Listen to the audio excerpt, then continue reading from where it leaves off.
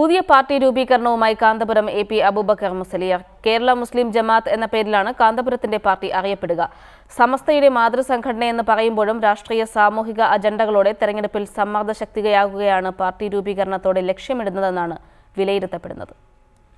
All India Muslim ജമാഅത്ത് എന്ന പേരിൽ ദേശീയ തലത്തിൽ സംഘടന രൂപീകരിക്കുന്നതിന്റെ ഭാഗമായാണ് കേരളത്തിലെ പുതിയ പാർട്ടി.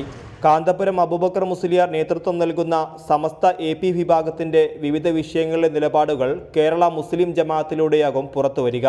രാഷ്ട്രീയ വിഷയങ്ങളിലും പുതിയ പാർട്ടി നിലപാട് തീരുമാനിക്കും. യുവജന സംഘടനയായ SYSൽ കാലാവധി പൂർത്തിയാക്കുന്നവർ പുതിയ സംഘടനയിൽ അംഗങ്ങളാകും. ഒപ്പം ബഹുജനങ്ങൾക്കും അംഗത്വം നൽകും.